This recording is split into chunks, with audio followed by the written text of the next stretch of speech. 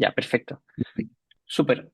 Vamos a estar presentando Soledad y yo al respecto de la Estrategia Nacional de Transición sobre Ecología Justa. Bueno, la estrategia se aprobó hace muy poco, en el mes de mayo, ante el Consejo de Ministros para Sustentabilidad y Cambio Climático, así que estamos justo en esta etapa en que estamos presentando, difundiendo harto en qué consiste, qué puntos de conexión tiene, así que esta invitación fue súper oportuna para nosotros. Y la idea de esto es contarles primero como una parte sobre los contenidos y ahí también vamos a ir conectando algunos aspectos más vinculados al sector privado, pero en esta primera oportunidad, como también es un concepto que muchas veces no está tan cercano en general a la sociedad civil, buscamos que se entienda súper bien en qué consiste y cuál es el propósito de aquello. Eh, Voy primero con el contexto general. Eh, el contexto, que esto es un contexto que lleva al Ministerio de Medio Ambiente en sus distintas dimensiones de trabajo. Primero plantear de que existe un escenario de triple crisis planetaria que se acentúan una serie de problemas ambientales y sociales en Chile, y en especial estos son afectados a los grupos más vulnerables. Y ahí es cuando empezamos a ver aspectos más específicos y entra muy en coordinación con qué es lo que pasa con territorios que tienen muchas cargas industriales, por ejemplo, y también además tenemos un contexto en Chile de que somos un país dependiente de la explotación y la exportación de materias primas. Como les decía también, hay concentración de actividades productivas y esto resultan en una distribución desigual de las cargas ambientales y sociales. Significa que pueden existir territorios que tienen mayor, no sé, grado de contaminación o vulnerabilidad social u otro impacto, y esto está asociado también a cómo se produce, cómo se lleva la productividad a los territorios. Y finalmente también hay otros aspectos que significan un avance, por ejemplo, en la transición energética, que hay una matriz más creciente en energías bajas en emisiones, pero también considerando que todos estos escenarios de cambio significan también nuevos escenarios de cambio en los empleos, en las tipologías de los empleos, en cómo vamos también viendo que cómo se configuran los territorios respecto a su diversificación productiva, por ejemplo. Entonces, acá el gran caso también, por supuesto, es toda la agenda de descarbonización y cómo eso también ha significado que hay un paso hacia la energía renovable y eso puede tener efectos directos en lo que es los números de empleo, los tipos de empleo y también las expectativas salariales, por ejemplo. Ahora, ¿por qué estamos hablando de transición justa? Y eso también queríamos mostrarles más en detalle, pero la transición no es un concepto nuevo, sino que es algo que ya lleva varias décadas apareciendo, surge a partir de los movimientos sindicales y a partir de la agenda ambiental.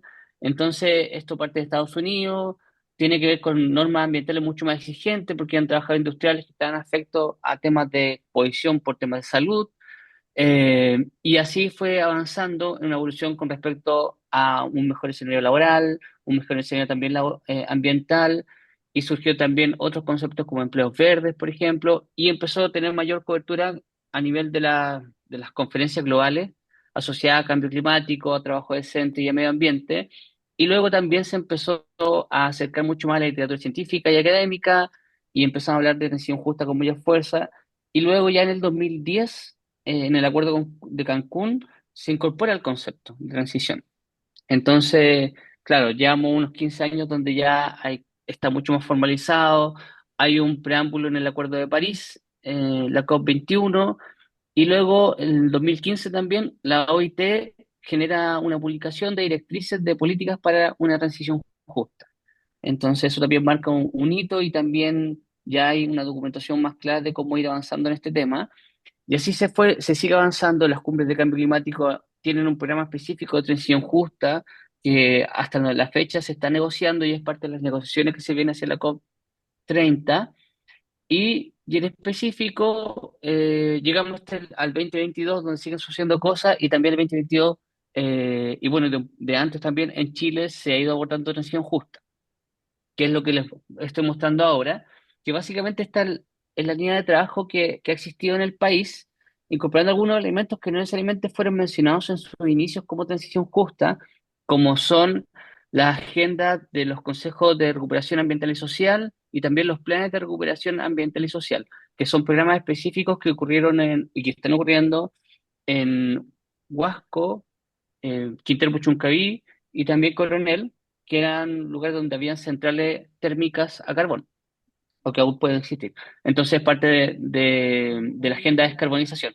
Entonces, de esa forma se ha ido avanzando y ahí ustedes pueden ver que en realidad el 2020 se integra el concepto de transición justa en el marco chileno, porque se aprueba una NDC donde se habla de transición justa y desarrollo sostenible, que es un pilar social, y luego también se sigue avanzando y en junio del 2022 se incorpora el concepto de transición justa.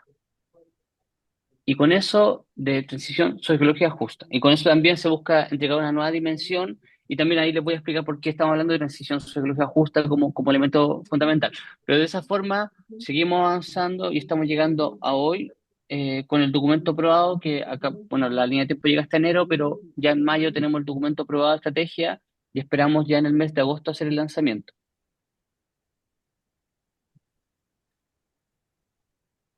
Y comentarles como la atención justa como tal, primero que todo, un compromiso de gobierno, se articuló con las necesidades nacionales, está alineado también con las oportunidades de posicionamiento a nivel internacional. Actualmente existe una figura, dos figuras que las vamos a integrar, que es el Comité Interministerial de Transición Socioecológica Justa, que son 9 ministerios, y el Comité Interministerial de Transición Hídrica Justa, que son 6 ministerios. También hay otros ministerios que se han sumado a la participación, pero en general se ha demostrado que esto es un ejercicio de trabajo intersectorial, coordinado. Actualmente son en total 13 ministerios y 2 servicios los que están, que forman parte de esta elaboración, que forman parte de la gobernanza y que han comprometido también medidas que forman parte del listado de acciones que vamos a trabajar en el marco de la estrategia nacional. Y la transición psicología justa, en términos conceptuales, acá les dejo el concepto completo. La gran diferencia entre la transición justa con lo socioecológico es que en Chile hemos considerado este elemento porque busca integrar otros elementos también del sistema completo a nivel social, ambiental y económico. Entonces, habla de los sistemas socioculturales, buscamos una proyección hacia el equilibrio ecosistémico, bienestar de las personas, modelos productivos sostenibles. Se da este marco de triple crisis de pérdida de diversidad, cambio climático y contaminación, y este elemento también es muy importante para nosotros, como el enfoque de derechos humanos, de igualdad de género y de trabajo decente. Entonces, nosotros sabemos que en realidad la empresa o el sector productivo del país, los rubros van evolucionando al tiempo y se van transformando, no solamente como en sus giros, sino que también en las tecnologías que van utilizando. Entonces, los procesos de transformación y cambio van a ocurrir. Las transiciones son un proceso natural de los sistemas sociales, pero que esas transformaciones sean con un sello de justicia social y ambiental, esa es la diferencia y eso es lo que busca también este instrumento. Esto se elaboró con un proceso de participación ciudadana, hicimos actividades en todo el país, en especial también tuvimos énfasis con actividades con las gobernanzas locales que están asociadas a los territorios en transición y también algunas otras actividades. Tuvimos un panel de expertas y expertos también que está combinado por actores desde el sector privado, desde ONG, desde otros actores internacionales, entre otros, pero buscamos también desde las comunidades buscar como distintos conocimientos y experiencias para poder tener reglamentación más directa al proceso. Bueno, también la Estrategia Nacional tuvo un proceso de consulta pública, así que a través de ello también recibimos hartas observaciones. Y lo del pilar social es muy importante. Esto es un compromiso climático internacional. La estrategia nacional está contenida en el pilar social de la nueva NDC que fue aprobada hace poco ante el Consejo de Ministros, que es el periodo 2025-2035. Así que el instrumento debe avanzar como parte de su implementación, como parte también de los compromisos climáticos internacionales. Así que ahora le dejo la palabra a Soledad.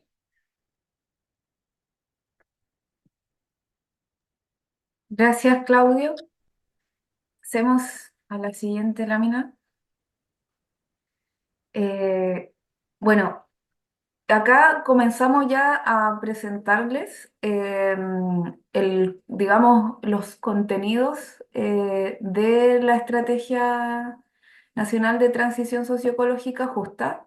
Y lo primero que queremos comentar es que esta estrategia lo que busca es, primeramente, resguardar la justicia social y también ambiental en el marco de estas transformaciones productivas que están enfocadas en alcanzar una economía baja en carbono y resiliente al clima. Y esta estrategia también ofrece lineamientos que están enfocados en corregir desigualdades socioambientales que, digamos, no son nuevas, sino que han sido acumuladas a través del tiempo y también busca potenciar oportunidades para el bienestar social, para la generación de empleos de calidad y también para la protección de los ecosistemas. Entonces, parecen muchos temas condensados en un solo concepto.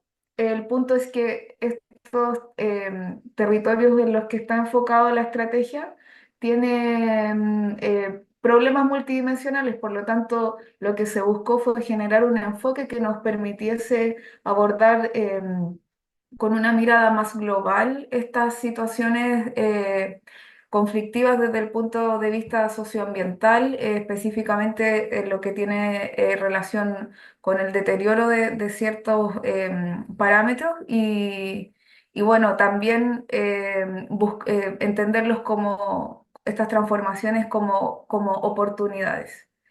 Esta estrategia está pensada en un horizonte temporal de 10 años, es decir, desde el 2025 hasta el 2035. Y además de eso, conjuntamente con la aprobación reciente de la nueva contribución determinada a nivel nacional, esta estrategia se transforma en el pilar social de esa nueva NDC. Por lo tanto, el cumplimiento, la implementación de esta estrategia es uno de los compromisos climáticos de Chile ante la Convención Marco de Naciones Unidas para el Cambio Climático. Adelante, Claudia. Este instrumento está además vinculado con un ecosistema de políticas públicas. Ustedes pueden ver en la parte izquierda de la lámina políticas, estrategias, planes que están, digamos, marcando la ruta de las transformaciones productivas de nuestro país, entre ellas la política y el programa de desarrollo productivo sostenible que coordina el Ministerio de Economía, la hoja de ruta para un Chile circular, la Estrategia Nacional de Fundiciones y Refinerías, entre otros instrumentos. Y por otra parte, pueden ver en el lado derecho de la lámina políticas, leyes y también acuerdos de orden internacional que están en el ámbito del cambio climático y también de la transición hídrica justa. Sigamos. Esta estrategia se enfoca o se elabora a partir de 5 principios que son el desarrollo productivo sostenible, también un enfoque ecosistémico, por cierto, está elaborada a partir de las definiciones del trabajo decente de la OIT, mantiene un principio de igualdad de género que también está transversalizado dentro de sus metas y lineamientos y, por cierto, está enfocada también en el resguardo de los derechos humanos. Y esta es solo la estructura y nos interesa mostrar esta lámina porque grafica la forma del documento. Esta estrategia tiene 4 ejes estratégicos. Cada uno de esos ejes estratégicos da origen a alineamientos y a su vez cada alineamiento contiene metas, que son compromisos que nos permiten hacer seguimiento y medir el cumplimiento de cada uno de estos compromisos. Este es el marco estratégico. Aquí básicamente en las metas termina la estrategia y luego de ello hay un plan de acción que es el que operativiza la estrategia. La estrategia como tal está planteada, como se señaló anteriormente, en un horizonte de cumplimiento de 10 años. Sin embargo, el plan de acción contiene medidas de carácter más urgente, más de corto plazo y tiene un horizonte de cumplimiento de 5 años. 5 años para las personas puede ser mucho tiempo, pero para el Estado 5 años es muy poco, es nada. Por lo tanto, el plan de acción tiene una implementación mucho más acelerada y podemos decir con toda confianza que ese plan de acción ya se encuentra en implementación. Estos son los 4 ejes que componen la estrategia. El primero se llama oportunidades para el trabajo decente. El segundo es restauración y resguardo de los ecosistemas. El eje 3 está enfocado en el bienestar social y también en la igualdad de género. Y por último, un cuarto eje que está dedicado a la innovación y a la tecnología para un desarrollo productivo sostenible. Estos 4 ejes estratégicos establecen 17 lineamientos y tienen asociados un total de 74 metas que son sectoriales y también intersectoriales. En la elaboración y en la implementación de esta estrategia están participando un total de 13 ministerios. También hay 2 servicios involucrados, la Corporación de Fomento Productivo y la Agencia de Sustentabilidad, la Agencia de Sustentabilidad para el Cambio Climático. Em, el plan de acción de la estrategia está enfocado tiene 3 dimensiones, digamos. Una dimensión que es nacional, donde tenemos políticas que, digamos, incorporan a todo el país, guías, normas, desarrollo de software y también de programas públicos. Hay 23 medidas que son transversales y para nosotros transversales es medidas que se implementan en los 5 territorios en transición, que como ha definido el Comité Interministerial están compuestos por las comunas de Tocopilla, Mejillones, Huasco, Quintero, Puchuncaví y Coronel. Lo que tienen en común estas 5 comunas es que todas albergan o albergaron en algún momento actividades del carbón, es decir, centrales térmicas que funcionaron con carbón. En Tocopilla ya no queda ninguna central funcionando con carbón, salvo una que está haciendo operaciones de reserva estratégica energética. Mejillones está, digamos, debiese estar cerrando próximamente esa actividad. En Huasco, Guacola ya ha anunciado la reconversión a ciclo combinado. En Quintero y Puchuncaví también son parte de los acuerdos de cierre de las termoeléctricas y ya cerró Ventanas 1 y 2 y se espera que Campiche debiese estar cerrando próximamente. Y en Coronel ha cerrado una de las 2 plantas térmicas a carbón. Y por último, 50 medidas territoriales que están enfocadas en estos 5 territorios. Eh, bueno, todas estas medidas, metas, lineamientos necesitan también de un modelo de gobernanza que permita implementar esta estrategia de transición socioecológica. Para ello se ha definido un comité interministerial de transición socioecológica justa que, bueno, hay un decreto que creó el comité que existe desde el año 2022. Se creó también bajo esta administración un comité interministerial de transición hídrica justa. Lo que esta estrategia propone es que ambos comités desde ahora van a funcionar en una sola estructura, porque por una razón muy sencilla, y es que la estrategia de transición socioecológica justa incorporó los temas de seguridad hídrica dentro de su agenda. Por lo tanto, este comité reforzado tendría las carteras originales y se suman acá también ciencia, agricultura y obras públicas. Y lo que nos parece también muy destacable es que se incorpora en este nuevo comité interministerial ampliado el Ministerio de Transporte y Telecomunicaciones, que entró con mucha fuerza, con medidas concretas en la estrategia de transición. También se suma el Ministerio de Vivienda y Urbanismo Y el Ministerio del Interior, dado también que asume roles de coordinación mucho más política desde el traslado eh, de la SECPRES hacia interior de la División de Coordinación Interministerial de SEI.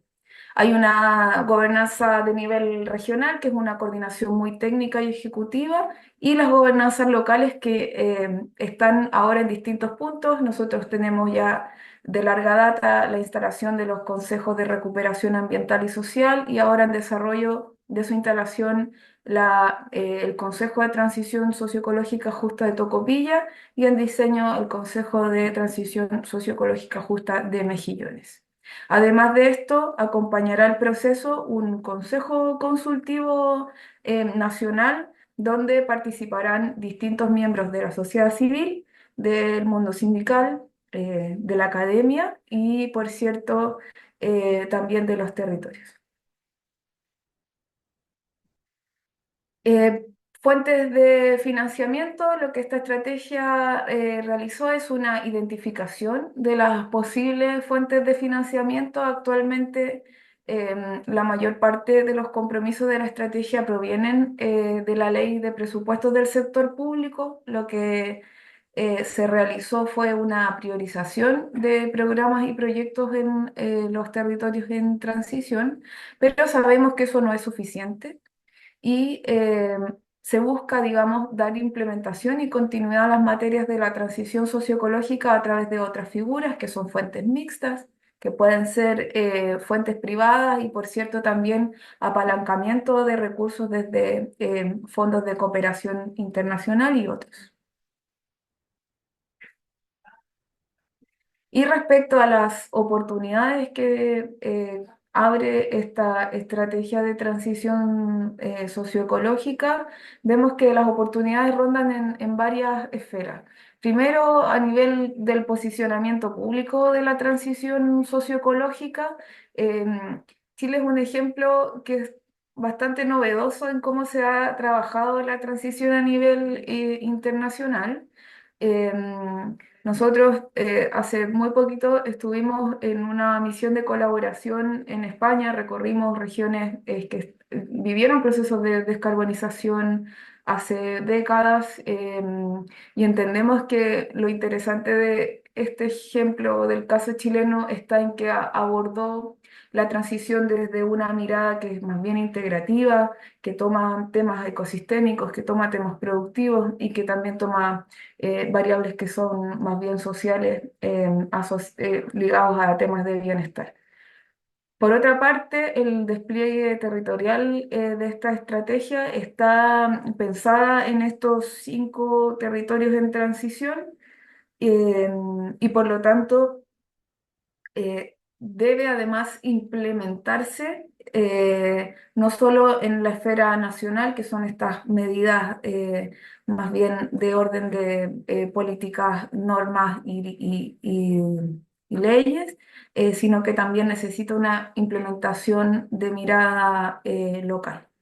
Por otra parte, también otra oportunidad que vemos es el fortalecimiento de esta gobernanza a través del Consejo Consultivo y sus respectivas escalas a nivel nacional y local. Una cosa que no mencioné anteriormente es que esta gobernanza también está considerando una participación muy fuerte del mundo privado, así también como fue en el panel de expertas y expertos para la elaboración de esta estrategia.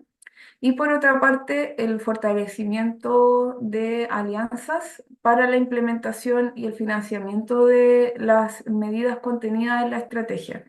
Em, una de esas alianzas, por ejemplo, es la que dio origen a la misión de colaboración a España, que es este memorándum de entendimiento que existe entre el Ministerio del Medio Ambiente y el Ministerio para la Transición Ecológica y el Reto Demográfico de España.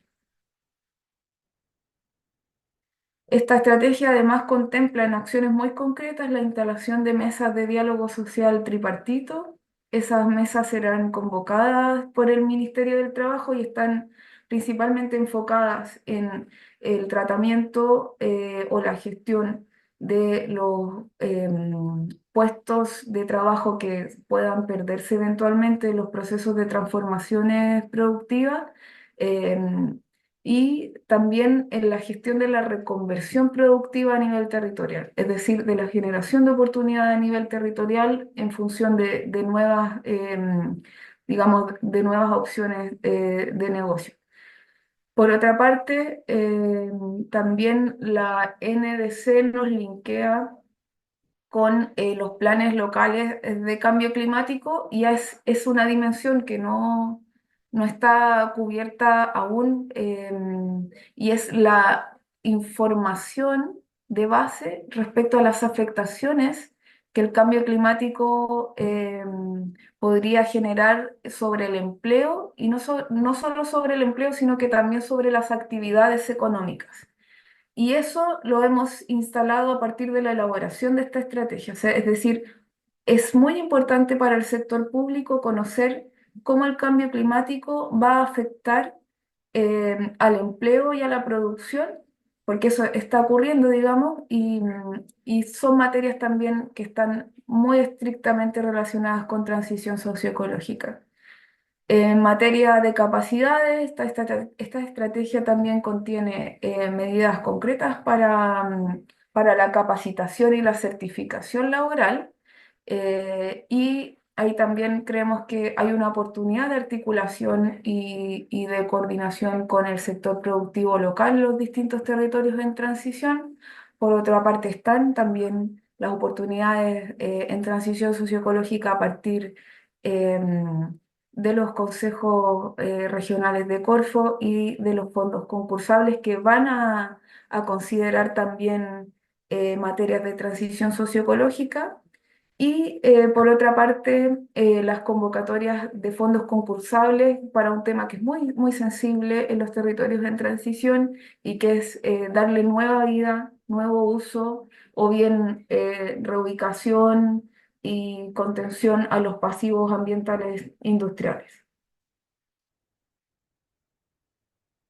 Esa es la presentación súper resumida de esta estrategia.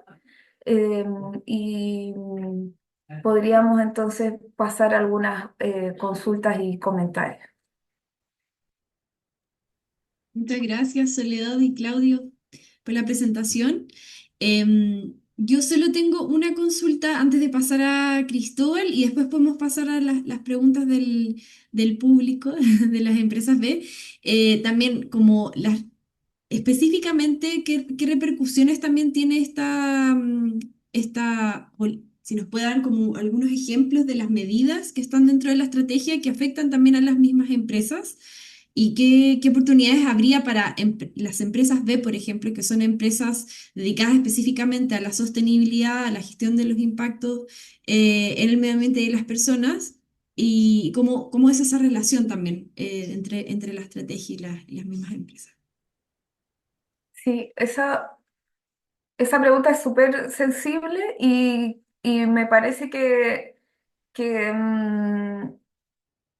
dado que esta estrategia no tiene, digamos, no es una norma, ¿no? Esta estrategia es una política al final del día. Es una política que orienta acciones.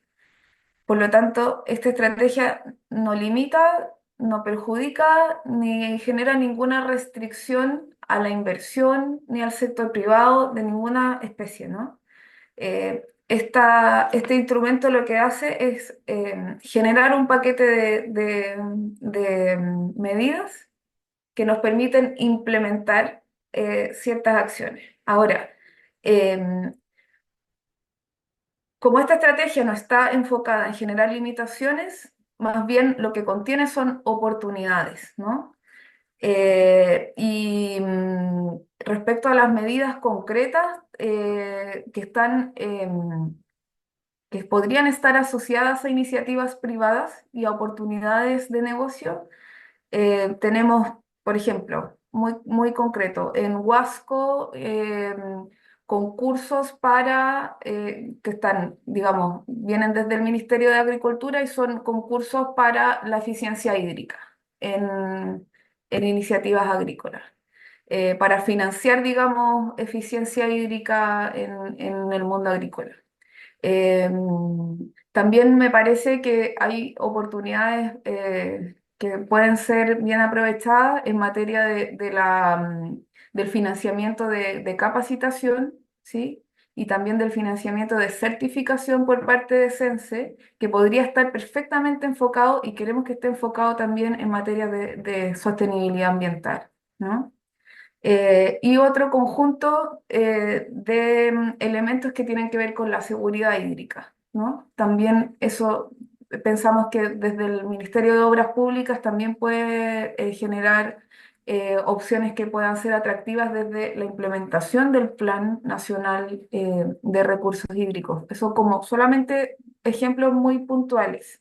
Ahora, eh, la última versión de la estrategia ya está publicada, entonces la pueden visitar. Yo en un ratito les dejo el link en el chat. Sí, yo solamente para complementar, muy cortito, yo creo que también lo que va sucediendo con la agenda, bueno, ahora tenemos una focalización con los 5 territorios que están asociados a las centrales térmicas de carbón, pero claro, como que en general lo que va sucediendo es que hay procesos de recambio, reconversión y que hay capital laboral y que también hay oportunidades de diversificación productiva para esos territorios o para otros territorios donde ocurran procesos industriales de cambio. Entonces, la idea es que nosotros también vamos como buscando que haya un mecanismo coordinado a nivel de Estado, para que también, no sé, las políticas laborales, las políticas productivas y las políticas ambientales las vayamos triangulando entre sí, pero también que a nivel local, bueno, ahí se plantea la agenda de Corfo, pero quizás hay nuevas oportunidades de negocios para esos territorios y la idea es que todas las orientaciones de las nuevas reconversiones, los nuevos enfoques, son hacia empleos verdes. Entonces, toda esa discusión de cómo se orienta la innovación, bueno, no depende tanto desde nosotros como desde el Ministerio de Ambiente se hace mucho más el ejercicio de coordinación de la agenda y de poder hacer que estos esfuerzos sean mucho más articulados, pero quizás desde la espacio de trabajo desde economía o desde los niveles regionales, ahí sí se puede ver en concreto como ya hacia dónde podemos orientar los negocios, hacia dónde podemos como ver también cómo retener a las personas, esas nuevas fuentes laborales que se pueden generar en los territorios y ahí como que pueden entrar oportunidades de negocio para las empresas que puedan buscar ahí como nuevos espacios de aproximarse y crear nuevas oportunidades. Genial. Gracias, gracias por responder y qué interesante también las oportunidades que existen. Están todo muy relacionado igual a lo que hacen las mismas empresas B. Genial.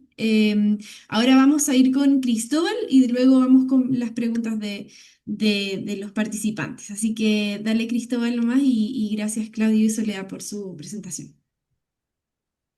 Súper, gracias y hola a todos. Acá Cristóbal Escalona de Balloon Latam, una empresa B certificada que, si es que no nos conoce, nuestro propósito es impulsar comunidades protagonistas de su propio desarrollo. Muchas veces cuando la gente escucha Balloon es como, "Ah, ¿ustedes son una empresa?" Y es como, sí, una empresa puede aportar en estos temas. No solamente necesariamente son las fundaciones o la sociedad civil, digamos, que no consigue o que no busca necesariamente un fin de lucro son los únicos que pueden hacer algo y Balloon en particular se ha especializado mucho en el trabajo en los sectores rurales, que un poco parte de lo que nos motiva es el hecho de que ahí es donde se exacerban muchas de las brechas más importantes, si lo pensamos como pobreza por ingresos, pobreza multidimensional, se exacerban también, o se hacen más severos los efectos de desastres o los efectos del cambio climático, y un poco eso y también el conocimiento ya profundo que tenemos de estos más de 6.910 proyectos y lo que hay detrás de ellos, que son personas que son emprendedores rurales, que es el principal tipo de persona con el que nosotros trabajamos, que en la medida que nosotros hemos ido trabajando con ellos de norte a sur, hemos empezado a ver también cómo, independiente de la propuesta de valor increíble que puede tener un emprendedor o un empresario,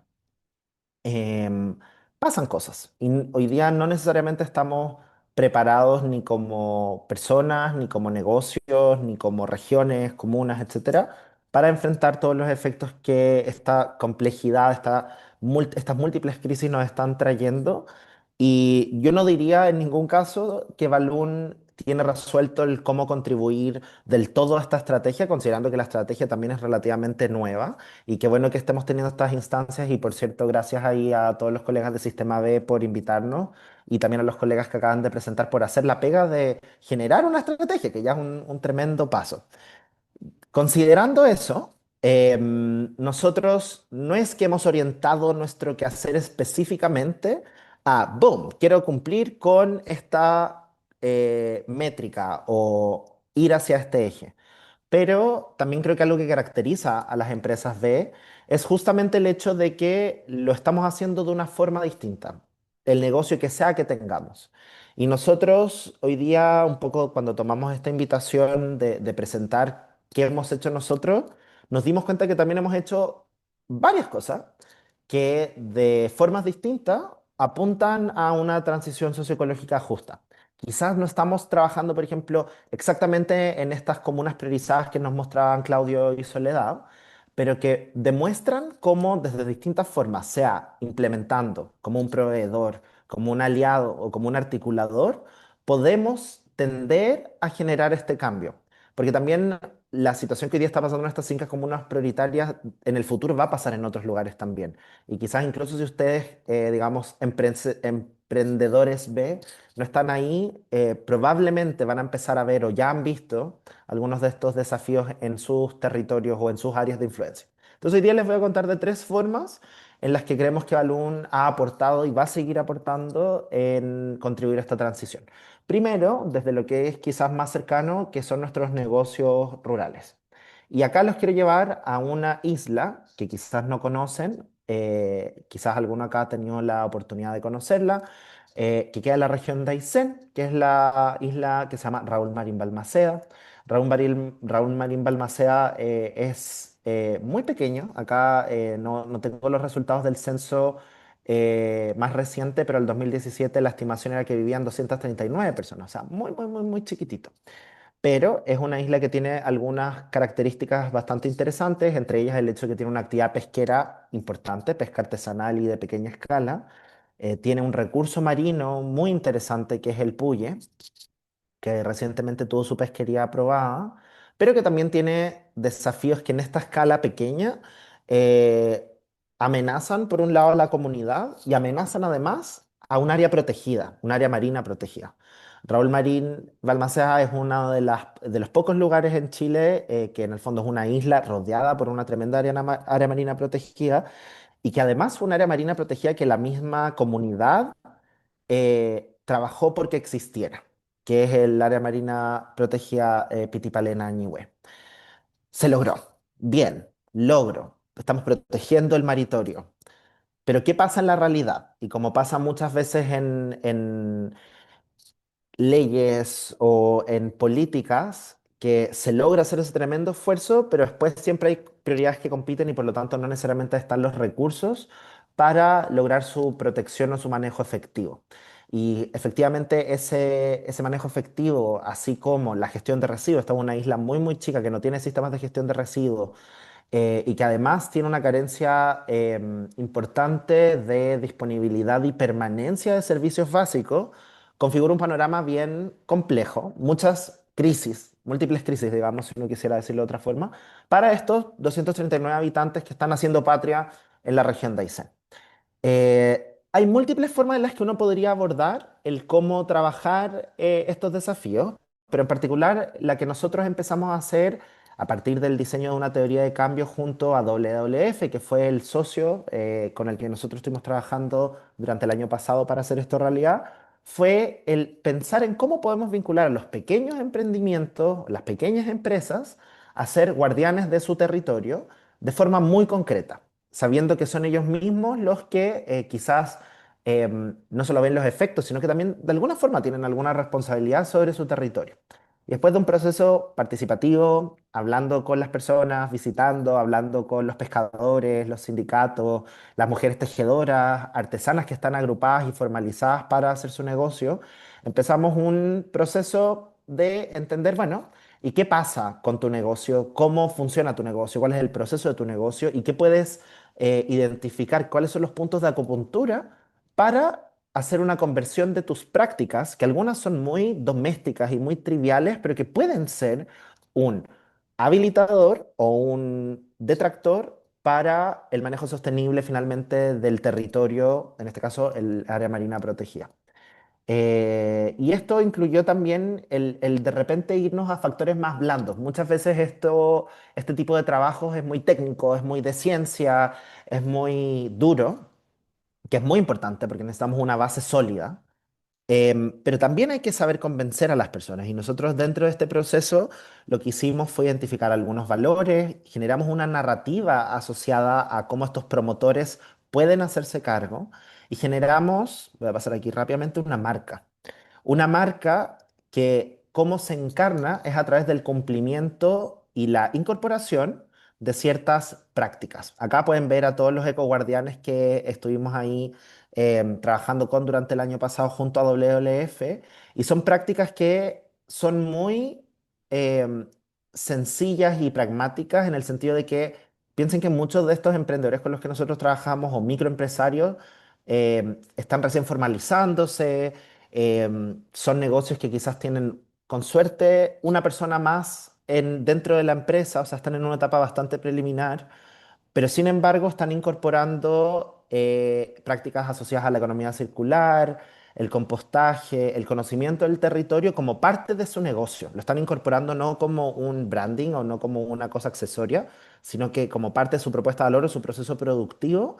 Y con eso obtienen este sello, que al final es una garantía de lo que desde Balloon y junto a WWF estuvimos trabajando para ellos proteger finalmente el maritorio que de alguna forma sustenta toda la actividad productiva y los medios de vida de la isla. Entonces, ahí una forma y un poco la invitación, un poco que pensábamos es, si estos emprendedores rurales pueden hacerlo, sin duda las empresas B también, quizás con mayor complejidad, quizás no tienen que ser todas estas prácticas, pueden ser otras más cercanas a lo que cada uno hace, pero acá una forma en la que estos emprendedores y pequeños empresarios que están haciendo Patria en Aysén lo están haciendo. Entonces, acá una primera forma.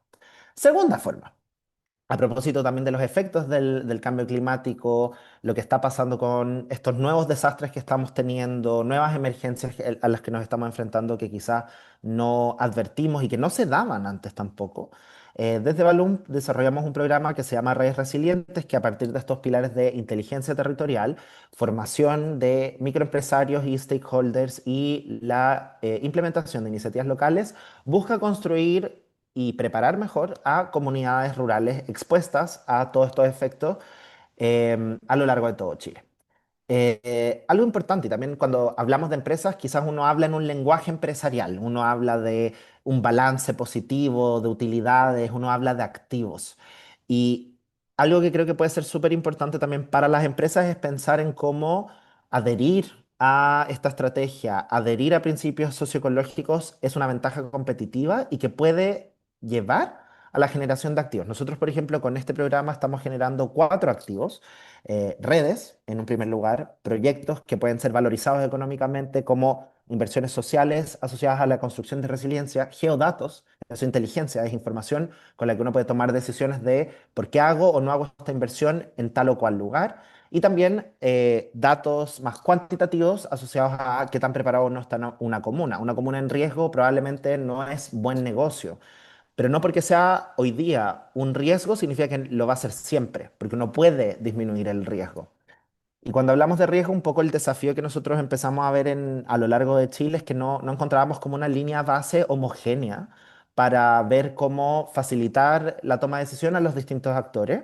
Y ahí nos aliamos con Cristóbal Mena, que él fue ex director de ONEMI, cuando la ONEMI era ONEMI, hoy día Senapred, que hoy día también es experto en materias de cambio climático, reducción de riesgo de desastre para el Banco Mundial, y creamos este índice de resiliencia comunal que de una forma más pragmática que perfecta, busca tener una radiografía del estado de preparación y de alguna forma de riesgo, muy enfocado en los aspectos climáticos y de emergencia de una comuna, que hoy día nos permite tener comparaciones como esta en los distintos territorios que lo hemos implementado, donde evaluamos cosas muy concretas como si hay o no responsables de gestionar una emergencia, si están o no instaladas las capacidades, si tienen o no el equipamiento que se necesita, si está o no la planificación territorial.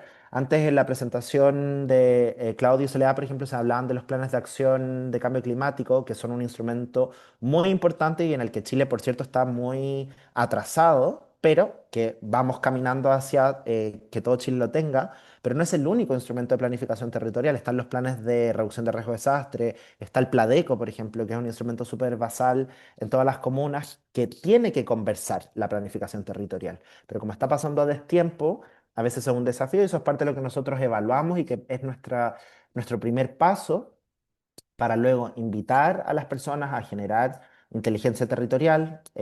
Acá, por ejemplo, el caso de cómo lo hicimos en Gualeguay, a repensar también un poco a qué están expuestos los negocios rurales, un poco en la línea también de lo que hablábamos antes del ejemplo de Raúl Marín.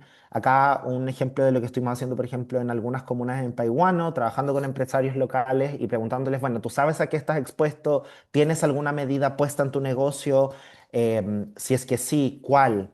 ¿Podemos hacerla colectiva? ¿Podemos hacer que esa inversión para la resiliencia y para la disminución de un riesgo al final la hagamos todos y podamos así hacerlo más rápido y hacerlo mejor? Con nuestras propias metodologías ahí hemos estado promoviendo finalmente esas medidas de adaptación y mitigación dentro de este pequeño empresariado, que de nuevo, un poco para mí el mensaje acá para las empresas que nos están escuchando es, si un pequeño empresario lo puede hacer, un empresario mediano probablemente también. Y no tiene que ser una cosa así como, ¿qué es esto por donde parto, concha le vale? Sino que son cosas prácticas y vamos construyendo desde ahí.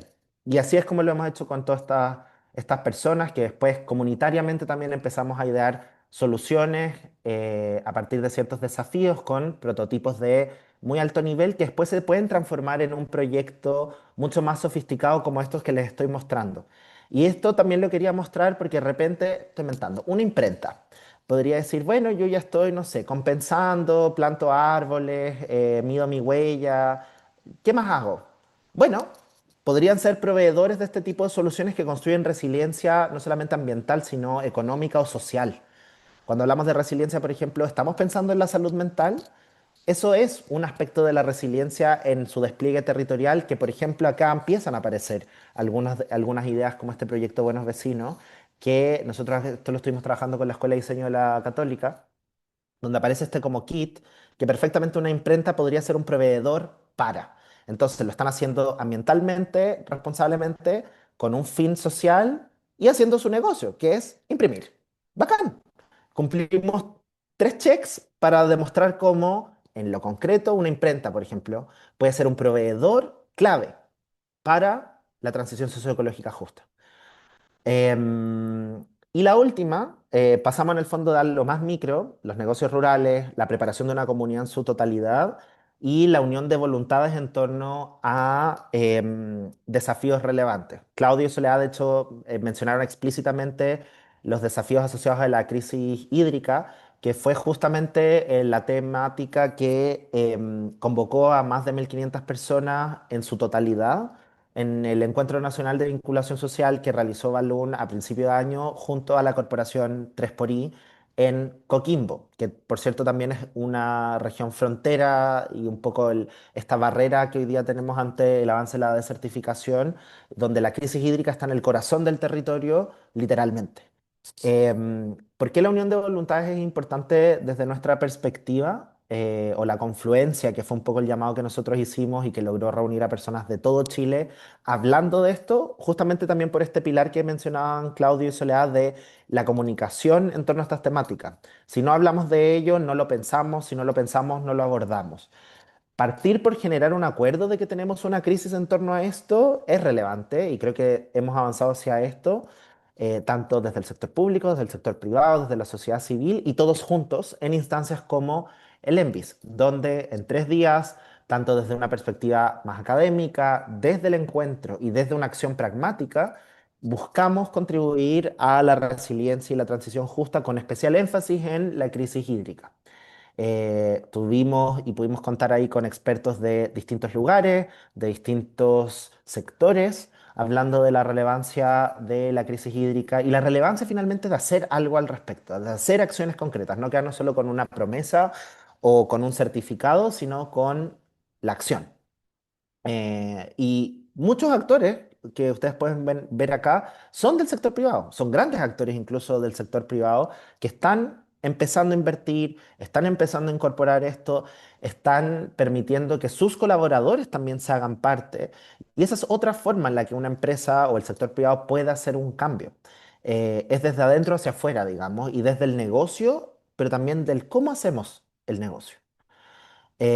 Acá un poco de los 3 días, pero no me quiero seguir extendiendo. Sí, creo que esta foto demuestra bien el cómo esta diversidad de personas pudieron unirse y que si ya lo logramos hacer a principios de año, ¿cómo no lo vamos a poder hacer para esta estrategia que es un desafío a nivel país? Acá todos estamos en Chile, todos probablemente somos chilenos o tenemos algo que hacer por este país, entonces la estrategia hoy día sirve como un principio orientador como país. Este es un desafío de todos. Ojalá que el ENVIS que hagamos el próximo año, que ahora lo vamos a hacer en la región de Antofagasta, también logre confluir toda esta cantidad de voluntades en torno a un desafío relevante que, por cierto, todos muy invitados cuando eso sea y por el chat de las empresas B nos encargaremos de hacerles llegar las invitaciones correspondientes. Pero un poco así queríamos mostrar un abanico de formas en las que nosotros como empresa B estamos trabajando con pequeños y medianos empresarios en construir un camino juntos hacia esa transición. No es perfecto, no es hoy día tan ajustado a lo que la estrategia dice, que por cierto lo haremos ahora que ya es pública, pero es un inicio y por algo tenemos que partir y que por cierto acá lo último, feliz de seguir promoviendo esa colaboración entre el ecosistema de empresas B. Hablemos y caminemos juntos y demostremos cómo podemos ser el ejemplo más allá de la certificación que hoy día todos tenemos. Ahí pueden escribirle al Seba, que es el director ejecutivo de Balloon, fundador también, a María, que es la directora de desarrollo, a mí, que soy director del Balloon Lab y que también ahora estoy transitando a una nueva posición, a una fundación que fundó Balloon, que se llama Fundación Acción Colectiva, y también un poco haciendo un guiño a cómo la sociedad civil puede tener un rol. Felices de conversar, felices de hacer algo, y si es que hoy día quizás ustedes no lo ven, ojalá hoy día hayan podido ver una pequeña alternativa para ver cómo ustedes también pueden innovar en hacerse parte. Gracias. Genial, gracias Cristóbal, te pasaste. Muy, muy buen ejemplo y todo lo que hacen es enorme. Muchas gracias por tu presentación. Y ahora sí abrimos las preguntas a las empresas participantes. No sé si alguien tiene alguna duda que quiera profundizar para cualquiera de los exponentes.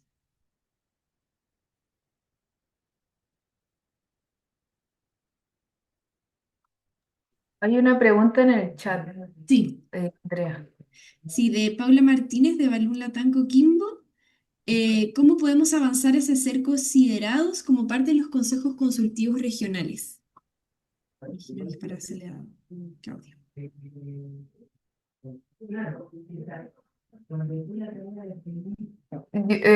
Quería preguntarle a Paula si, si la pregunta es sobre los consejos regionales que propone la estrategia.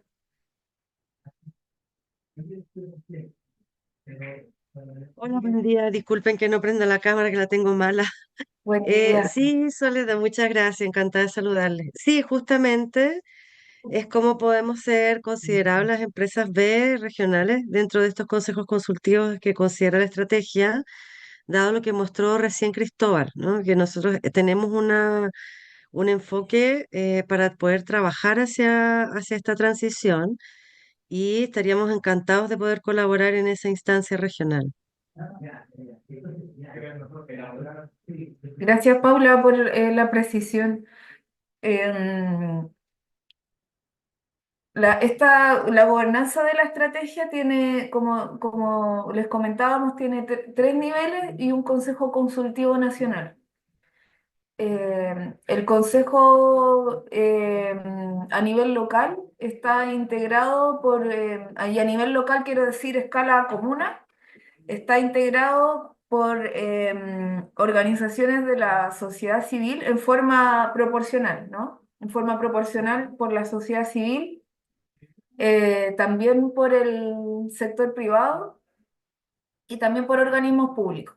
Entonces, cada uno de estos consejos de escala local tiene mecanismos de integración, ¿no? Tiene procesos eleccionarios, esos procesos eleccionarios tienen un expediente público, están regulados, tienen un reglamento de funcionamiento, etc.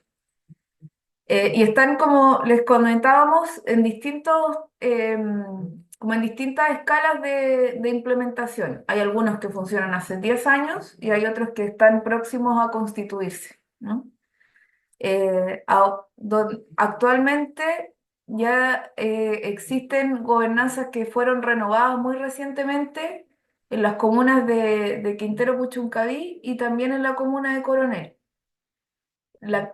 Hay una gobernanza que debiese ser renovada próximamente, donde ahí podrían, digamos, participar todos quienes se sientan convocados en la comuna de Huasco.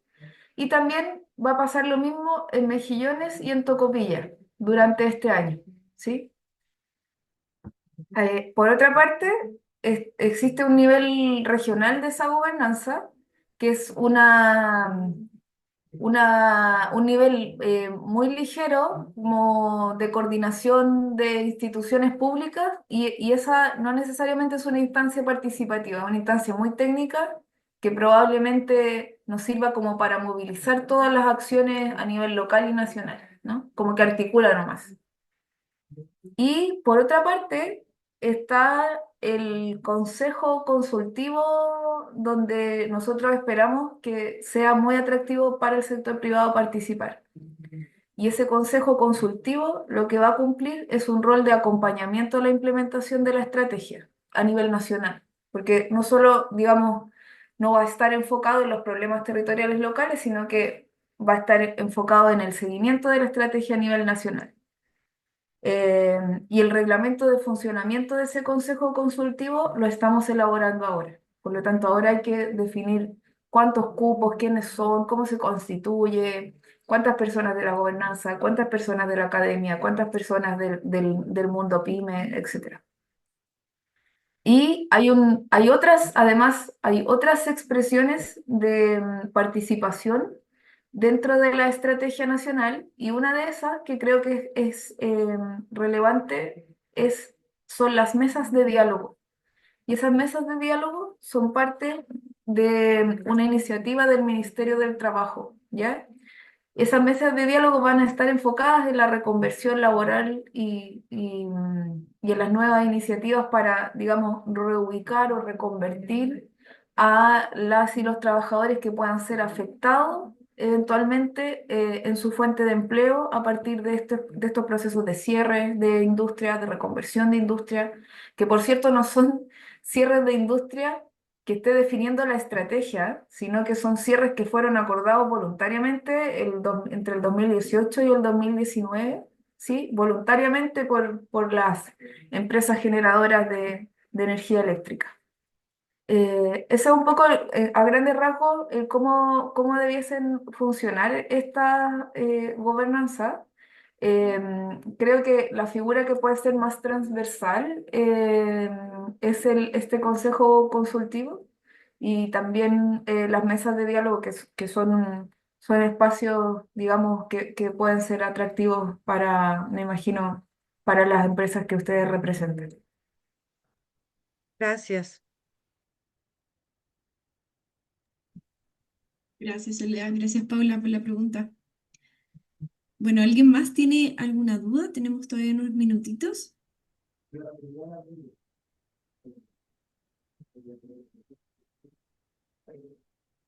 Bueno, yo quería aprovechar entonces de hacer una consulta. Bueno, está muy interesante los proyectos que tienen desde Balún, Cristóbal. Creo que tienen un gigante impacto local, o sea, además de todo lo que hacen específicamente, lo que presentaste estuvo súper como a modo de ejemplo también para que las mismas empresas puedan empezar a aplicar. esas prácticas y ahí como mirando también la transición, los procesos de transición, los proyectos que tienen las mismas empresas para poder avanzar hacia el desarrollo sostenible. En este caso, por ejemplo, planes de acción climática, de implementación de acciones para mitigar las emisiones. Aquí tenemos varios ejemplos de empresas, ve por ejemplo ahí Alberto decía que también están comprometidos con varios desafíos de mitigación y ahí también cómo se pueden incorporar estos criterios más sociales dentro de estos proyectos y así lograr que estos mismos, a pesar de que sean tan técnicos, cambios tecnológicos, puedan ser justos también con las partes interesadas que estén afectando. Entonces, ahí preguntarte, Cristóbal, también como ejemplo, cómo también lo han podido ver en los distintos, puede ser en los distintos emprendimientos o también dentro de la misma empresa para gestionar este tipo de proyectos. Interesante la pregunta. Creo que en general se ve que hay mucho más proceso como de consulta o de incorporación de esa variable social en las grandes empresas y sobre todo las que tienen faenas, si uno lo quiere llamar así, pensando sobre todo, no sé, pues en la industria forestal o minera, que más claramente tienen un deber, probablemente han invertido más en, no sé, pues en sostenibilidad, en identificar su zona de influencia, sus grupos de interés, GRI, lo que sea.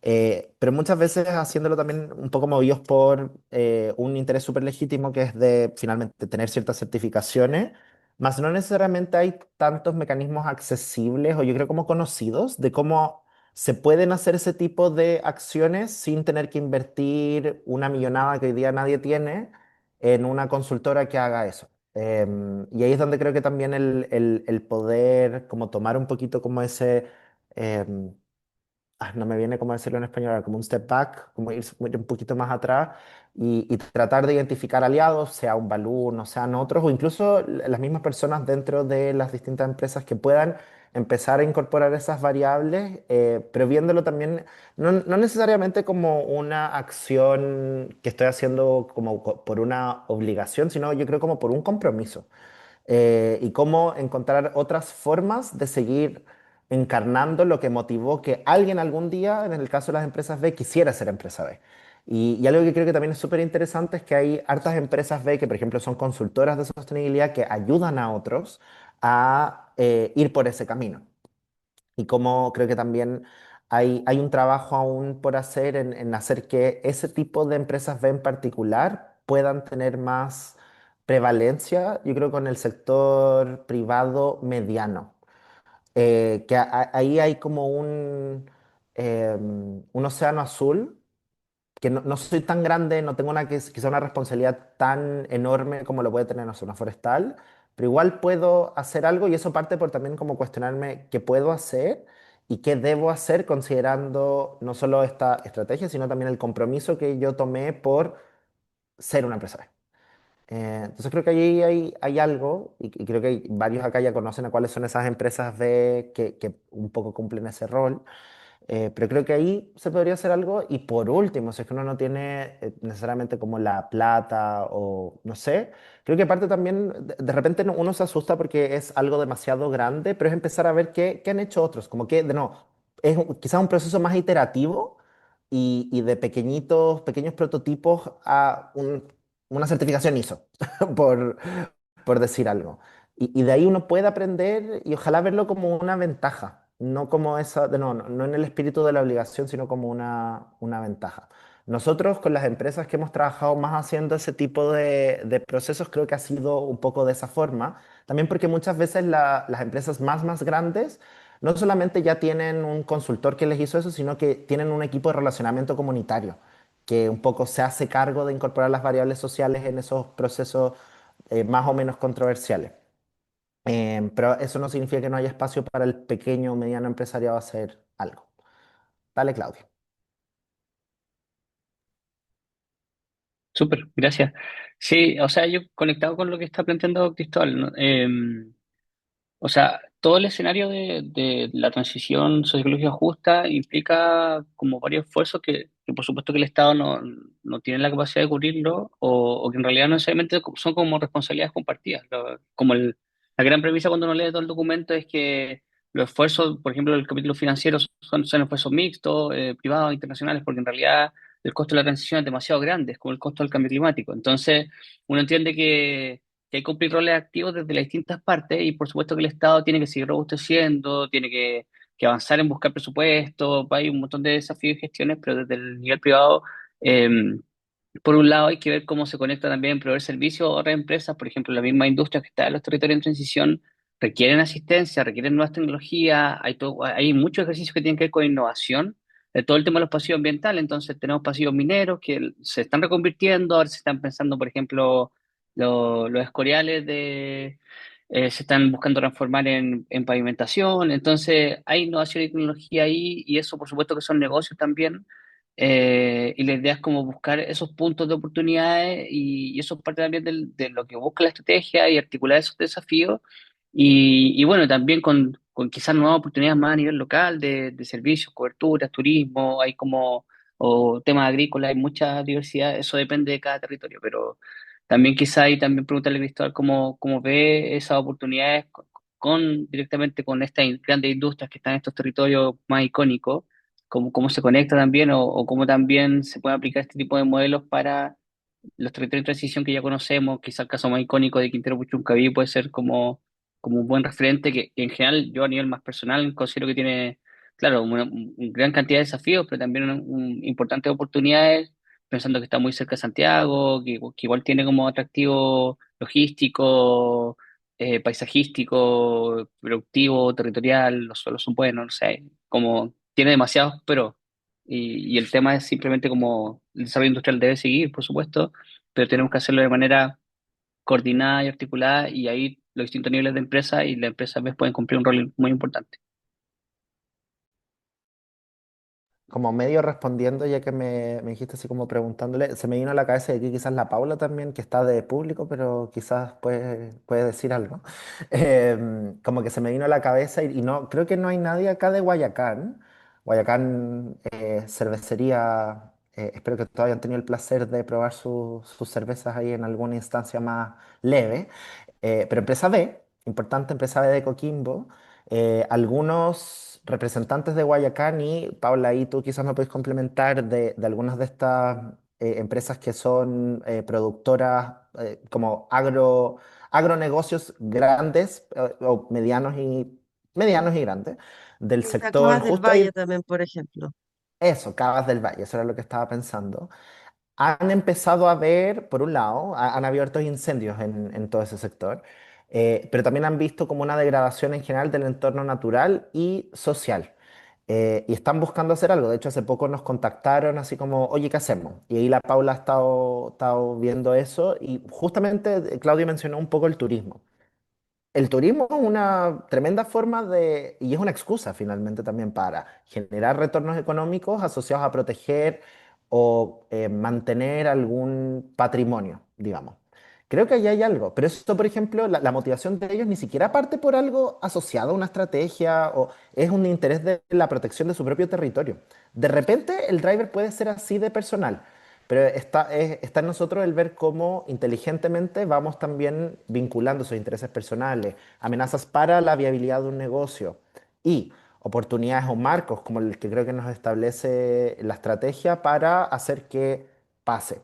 Y yo diría que eso es lo que a nosotros desde Balloon, y estoy pensando en otras conversaciones que también hemos tenido en Coquimbo, particularmente con la Paula, nos ha pasado que vemos que hay muchas ganas pero estamos en una situación como, o en un contexto como exigente igual para el sector privado. Hay muchas empresas que están quebrando o están con pérdidas.